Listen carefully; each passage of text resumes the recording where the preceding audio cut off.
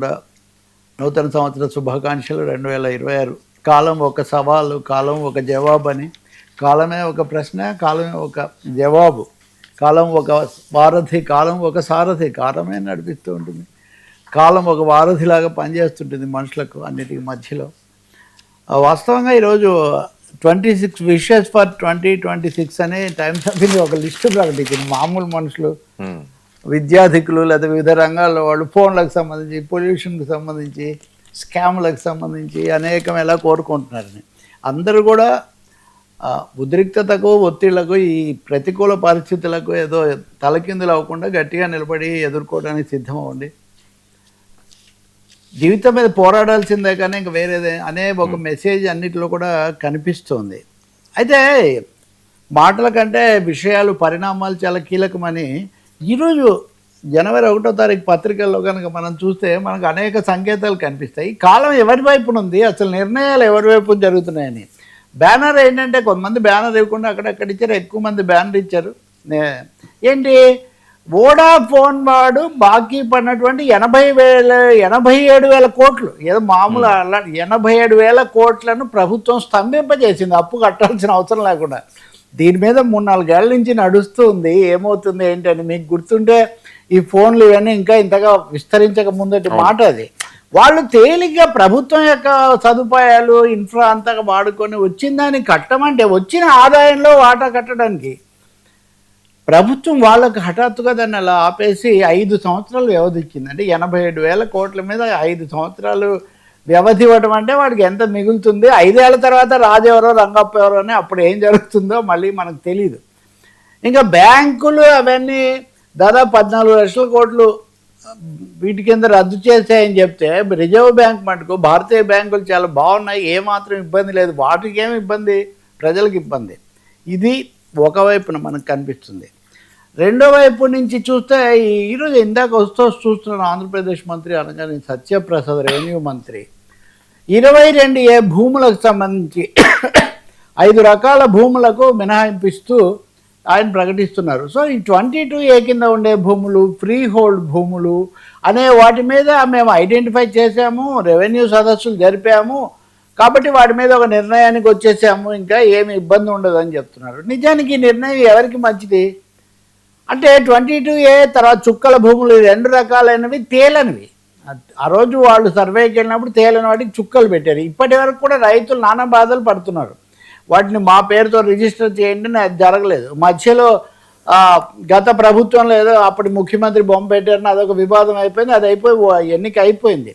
వీళ్ళు వచ్చాకైనా దీన్ని సమగ్రంగా సాల్వ్ చేస్తారేమో అంటే సదస్సులు జరిపారే కానీ ఎంత భూమి పెద్దవాళ్ళ చేతుల్లో ఉంది. ఇప్పుడు ప్రభుత్వం తీసుకుంటున్న నిర్ణయము ప్రాక్టికల్గా పెద్దవాళ్ళు, భూములు కబ్జాలు ఆక్రమించిన వాళ్ళు, రేపు ప్రైవేట్ కార్పొరేట్ వాళ్ళకే మేలు జరుగుతుంది ఈ నిర్ణయము రైతుల కంటే అనే భావన చాలా బలంగా కనిపిస్తుంది. ఒక 5 రకాల వాళ్ళని మటుకు మినహాయిస్తున్నాం అన్నారు, కానీ ఎవరి చేతుల్లో ఉన్నాయి? మీరు ఏ భూములు మినహాయించారు? ఎన్ని గ్రామాల వారీగా నిషేధిత భూముల జాబితా విడుదల చేయండి. మీరు ఎవరెవరిని ఓకే చెప్తున్నారో విడుదల చేయండి అంటే ఆ ట్రాన్స్పరెన్సీ లేదు, పారదర్శకత లేదు. అంటే మొదటిది డబ్బుకు సంబంధించింది, ఈ రెండోదేమో భూములకు సంబంధించినటువంటి విషయం మనకు కనిపిస్తుంది. మరోవైపున మనం చూస్తే నిన్ననే ఆంధ్రప్రదేశ్ హైకోర్టు ఒక ముఖ్యమైన హాస్టల్ పిల్లలు అనేవాళ్ళు, అది 2 ప్రభుత్వాలు, ఒక ప్రభుత్వం అని కాదు, అది 45 మంది చనిపోయారు. తెలంగాణలో కూడా మనం ఈ సమస్య చూసాం. అసలు హాస్టళ్లలో పరిస్థితి మీద మీరు ఏమో ఆలోచించారు. అవి సాంఘిక సంక్షేమ హాస్టళ్ళు, వాళ్ళకి ఎక్కడా లేకుండా ప్రభుత్వం మీద ఆధారపడిన వాళ్ళు, వాళ్లకు మీరు రక్షణ కల్పించలేరా? పరిశుభ్రత ఇవన్నీ లేకుండా ఎందుకు ఉంది? దీని మీద పూర్తి బాధ్యత తీసుకోండి, సిగ్గుపడండి అని హైకోర్టు చాలా తీవ్ర స్థాయిలో విమర్శలు చేసింది, అభిశంసించింది ఒక విధంగా. ప్రభుత్వ న్యాయవాది సమర్థించుకుంటూ ఉంటే కూడా 2016 నుంచి 2025 వరకు, కాబట్టి ఏదో జగన్ ప్రభుత్వం, చంద్రబాబు ప్రభుత్వము, లేకపోతే రేవంత్ రెడ్డి, కేసీఆర్ అనేది ఏం లేదు. అసలు హాస్టళ్లలో పరిస్థితులు ఇంత దుర్భరంగా తయారవటం సరే. ఫీజులు కట్టిన ప్రభుత్వ ప్రైవేట్ హాస్టల్స్లో కూడా అనేక దుర్వార్తలు మనం వింటూనే ఉన్నాం. కాబట్టి విద్యారంగం యొక్క పరిస్థితి ఇది. ఈరోజే లేబర్ కోడ్ల గురించి కూడా నిన్ననే వాటి ప్రీ నోటిఫికేషన్ అని ఒకటి విడుదల చేశారు. అబ్బో ఈ లేబర్ కోడ్లు చాలా బ్రహ్మాండమైనవి, వీటి వల్ల కనీస వేతనం పెరుగుతుంది. కనీస వేతనం కాదు, గరిష్ట పని గంటలు బాగా పెరుగుతాయని కార్మిక సంఘాలు విపరీతంగా ఆందోళన చేస్తున్నాయి. ఉద్యోగ భద్రత కాస్త కరువైపోతుంది. ఆందోళన చేస్తుంటే లేదు అవి మీకు మేలు చేస్తాయని పిఐబి ద్వారా ఇంకో విధంగా ఇచ్చిన కథనాలు కూడా మనకు కనిపిస్తున్నాయి.